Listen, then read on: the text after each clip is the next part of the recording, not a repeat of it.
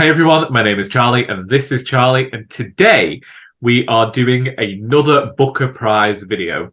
On Charlie's channel you can see a video we just recorded which is a first lines battle which was inspired by Lauren and the books, and saw me read every one of the first lines to Charlie, and from that she picked which she thought might be the winner of the Booker Prize 2023 based on the first line alone. So do go over and watch that video when you have the chance. However, over here, we're going to be doing a video that we did last year, which is word association. So I am going to go through the titles of the books on this year's Booker Prize long list, and we are going to say one word that this book brings to mind. One or two words. Oh, one or two, yeah.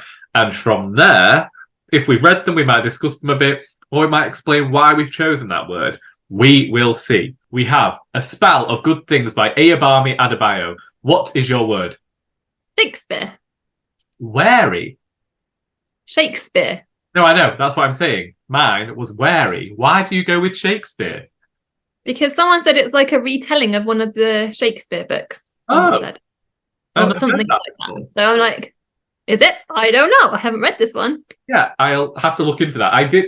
This is my second time. Shakespeare or someone else? I'm going to probably have got that wrong.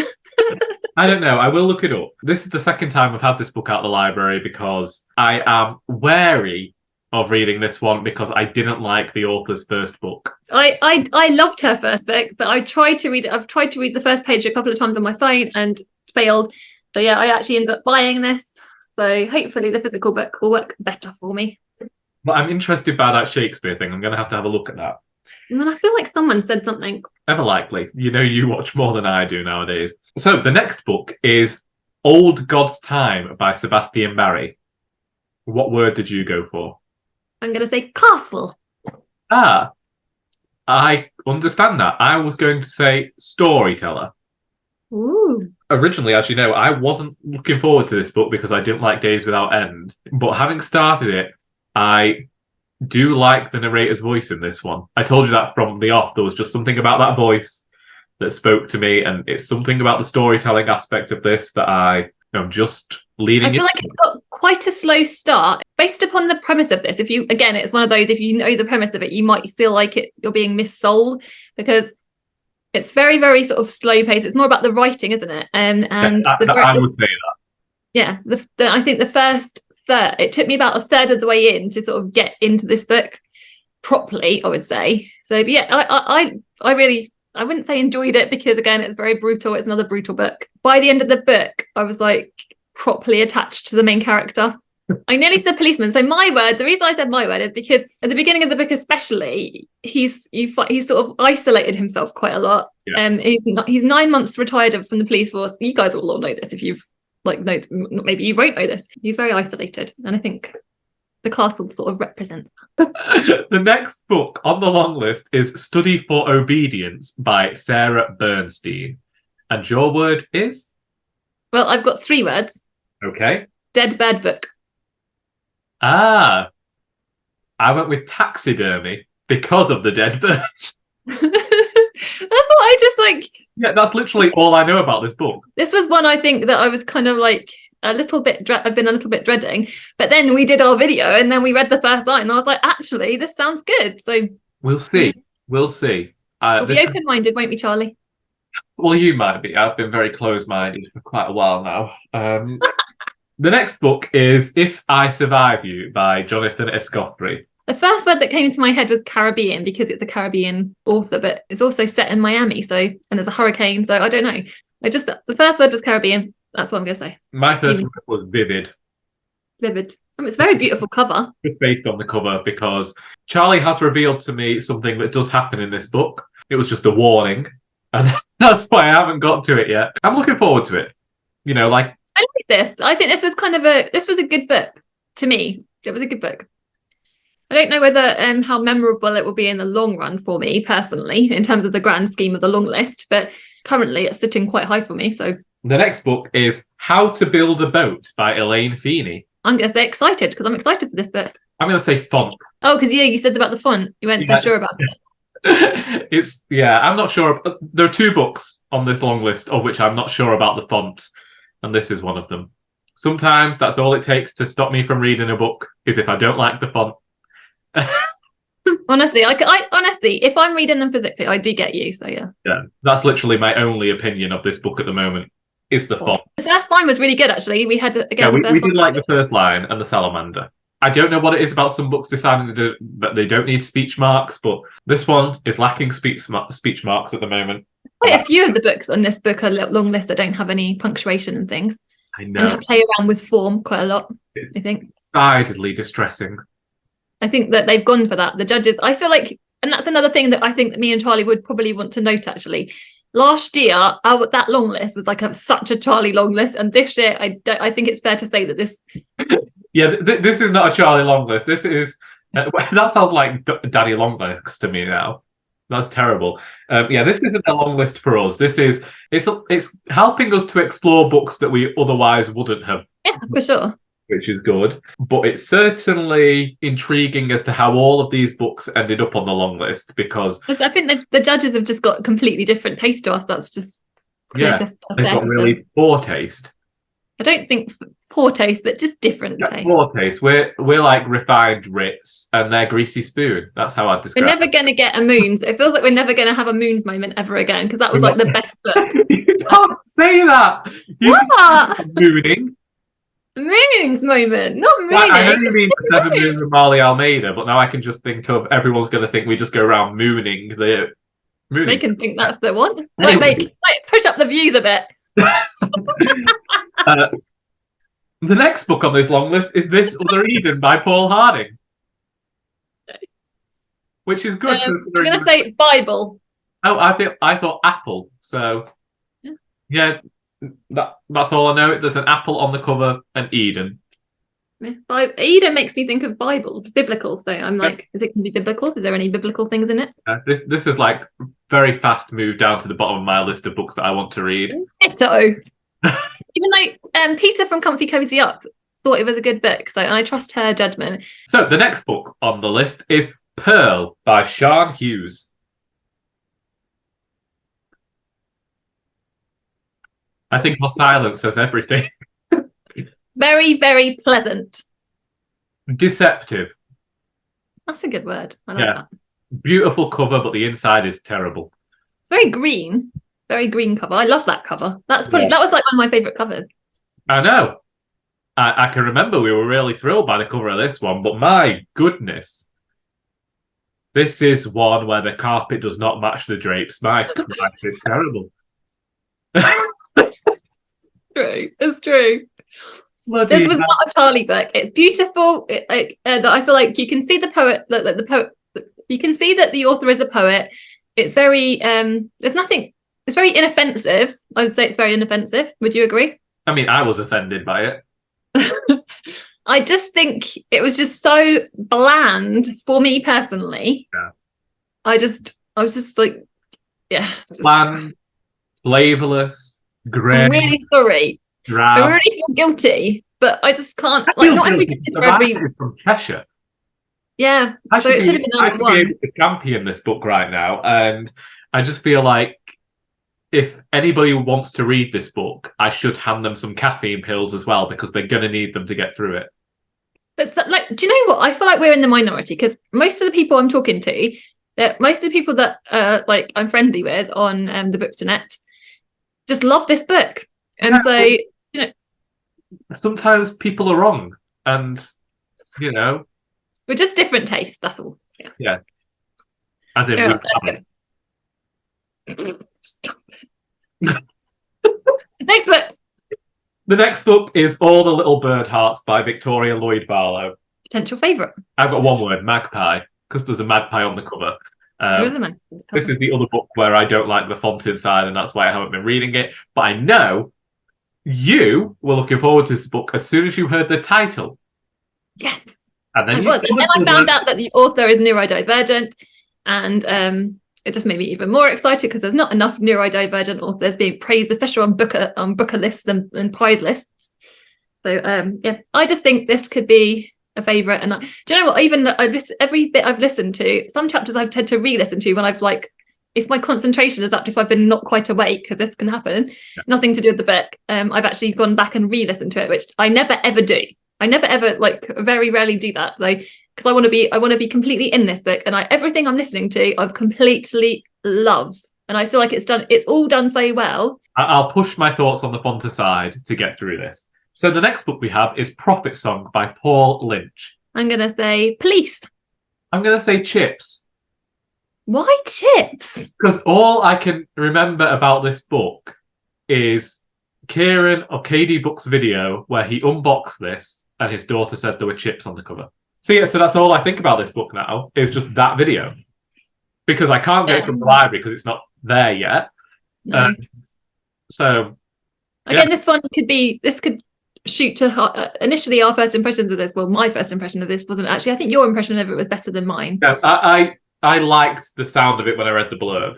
Yeah, you did. I didn't. High on the list for me. And again, the first line I liked quite a lot. I was quite surprised by the first line on this, so I'm actually intrigued by this. Yes. So we'll see. I just saw the next book is In Ascension by Martin McInnes. Algae. Oh, okay. I mean, it's good for the water-based thing about this book. I was going to say space age, so you can explain how you came to choose algae because you read the book. The lead character is a specialist, an algae specialist, I think it's fair to say. Okay. Well, there you go. I will see what I think when I eventually get to this one. I'm looking forward to it. I know that you didn't have the best experience reading it, but I think it's gorgeous writing. I think it's really gorgeous writing. It's just this is for this more than Pearl. If I'm really honest, I just didn't really like it. But this with In Ascension, I feel like I can see the merit of the author. But this is just not a me book. Like, it was never going to be a me book. There are elements in it I like. There's like a family element which I like, but it was just no. Okay. Well, I will see how I feel about it. That's not a book that's currently prioritized because the library wants a few of these books back off me, so I'm going to have to get through them within the next week. But our next book is Western Lane by Chetna Maru. Yeah, I was going to say squash, simply because from the blurb we know that this person is playing squash and that it's going to discuss grief and loss and that sort of... Grief, yeah. I nearly said grief as well, to be fair. I also considered saying brevity because it's quite a short book, and I wonder whether that's going to lend itself to it being quite a emotional read, because it's got to pack a lot of feeling into those short. Do you know what though? In terms of that, like people had been talking about Wandering Souls again. I watched someone's video talking about that, and that I felt like, I know that you a little bit disagree with me on this, but I feel like it packed a lot into those pages, and I'm hoping maybe Western Lane will do the same thing. No, it definitely packed. Wandering Souls definitely packed a lot into its pages. Yeah, that's what I always said, but I said that was to its detriment. Yeah. So we'll see. The next book is The Bee Sting by Paul Murray. I've got a word. Family. That was my word too. Oh, the psychic trolley. There you go. This is cool. This could be a sign for how we read this. Well, it's just because we both know that this is supposedly a family saga that spans quite a lot of time. Does it span a lot of time? I didn't know that. You told me it spans a long time. I didn't know that it spanned a long time. I just knew that it was, and I know that there's like humour meant to be in this. It's meant to be like maybe it flips back and forth. Well, we'll find out. And finally, we have The House of Doors by Tam Twan Eng. I'm going to say 2 words. Okay. Skilled writer. He's talented. He's just so talented. I agree with that. I want to read all his books. What book words are you going to say? I'm trying to think. What was the first thing that came into your head with it? Yeah, I would say Beautiful Prose. This is a book that, for the most part, I think that it's a good book. It's not like, as I keep saying, it's not something that wholeheartedly astounded me, but it was easy reading, and there are quite a few moments throughout the book where you can be startled by the author's turn of phrase. I think that he does use it well because it's not something that is exceptionally verbose, and it does call into question things for me simply because of that, because I'm like, there are these changes in tone and sometimes when you're from a certain person's perspective, it does make you think, well, is that the writer putting themselves into the book too much? But the author does know how to craft a line. For me, even though aside from like all the heart elements that I've said about with all the other books, for me, what I've read so far, even like with the first line battle, I just think Tan Tuan Eng is just like, he's just like such a skilled writer, and like you can see that. Like I just really think he knows what he's doing. He's the one that I would want to go back to with all his books. Like I really want to read all his books, maybe even by the end of the year. I'm going to say that, and then I'm just not going to do it. But it definitely wouldn't be by the end of the year for me, because it's been don't want to rush it. It's been at least 12 years since somebody told me to read The Garden of Evening Mists, and I still haven't done that. But he's definitely somebody who, now that I've read The House of Doors, I do want to go back and read those ones. Yeah, for sure. Is that it? There we go. We have given our one-word thoughts on the Booker Prize long list. What would be your words that you associate with some of these books? Do let us know in the comments. Have you got anything else you would like to say, Charlie? Just that I'm still excited by, even when we have mixed experience, I love reading the Booker books. I love reading the Women's Prize books. These are like always prizes that excite me, and I always think you find new things and things that surprise you, and this is what I love the most. So yeah, I'm excited to try the ones I haven't read yet. I cannot wait to dive in. It will be interesting to see if I find any books that have the same impact that the Seven Moons of Marley Almeida had last year, because that one was definitely a book that appealed to me. It was humorous, it talked about death, it had the spiritual fantastical element about it, and was an entirely me book. So it'll be interesting to see whether I can find another one among this long list that feels like it suits all of my tastes. I agree with you there. It'll be interesting. I'm open-minded. I feel like it's unlikely just because we love that one so much, but you just never know. You just never know with these. Like we've got such a good. There is a variety in here. Yes, we think we've got different tastes as judges, but but we have different tastes from each other as well. Yeah, 100% we do. Which is usually why we say that our Charlie Science list works so well. Yeah, the thing I was going to say is go and check out. What did we do? We've got a few Booker videos. Go and watch all the previous Booker videos that we've done this year. We've obviously done the one on my channel, the first line battle. We've also done. We did a wish list.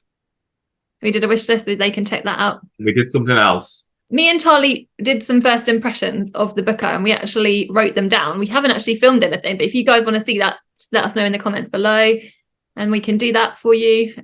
I guess that might be a little bit passé now, because both of us have probably said it on our channels. Well, I have now, but yeah, we could definitely do an updates video at some point if you like, talking about there'll be more videos, how far we've got into the Booker and what have you. And don't forget that Charlie and I are hosting a readathon. Oh yeah, September, with Secret September, in which we are going to be reading The Secrets of Heartwood Hall by BookTube's own Katie Lumsden, and the sign-up sheet is still ongoing for another 10 days. At the end of August, we are closing entries, and everyone can come and join us on Voxer as we read this book. Aside from all of the Booker books that we're having to read, it will be a nice bit of gothic entertainment to take us into autumn. What Booker books are you excited for? If you have any tips as to where Charlie and I should go next, which books do you think we ought to read, which ones have you enjoyed, then do let us know that as well in the comments. We hope that you have enjoyed this video, because until next time, that just might be all.